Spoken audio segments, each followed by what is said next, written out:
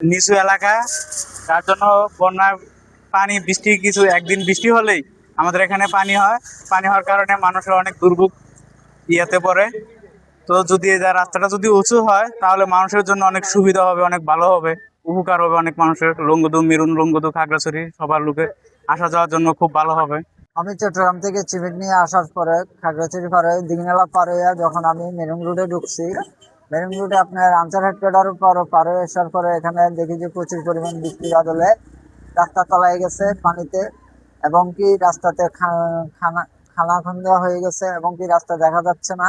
আমি একটা গাঁথাতে পড়িয়া আমার গাড়িটা পলট হয়ে গেছে, এবং কি আমার মালামালগুলো সবগুলো নষ্ট হয়ে গেছে, এবং আমার গাড়িটা পলট খাইয়া এখন আমি অসহায়ের মতো তাকাইয়া রয়েছি, আর কিছু বলার নাই। এই কারণে এখন আমি কি করব, আমি কাকে কাকে জবাব দেবো, কিভাবে দেবো, সদাগরে কি বলবো, এই যে ভেবে পাচ্ছি না।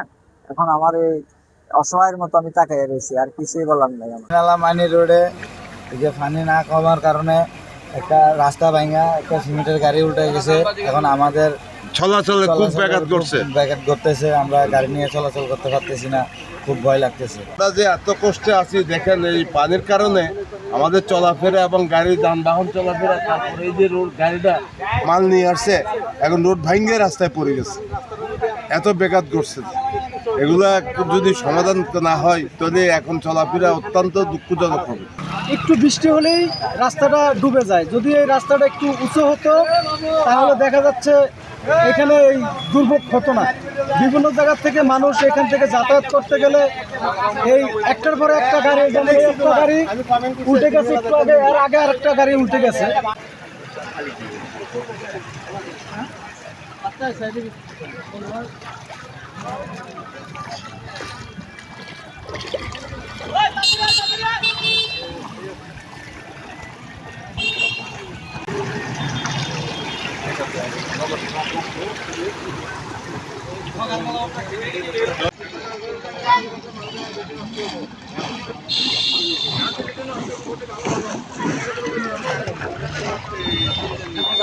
শান্তি নেই। যদি ড্রাইভারের করলে বুঝতো সব সময় আসে এই লোক, সব সময় আছে, ও জানে না জায়গাটা ভালো। নিয়ে সব সময় আসে।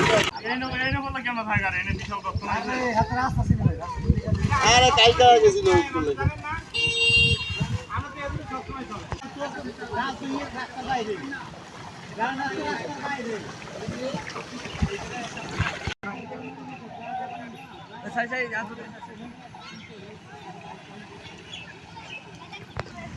দেখতে শোন, দুদিন আছে পানি গেছে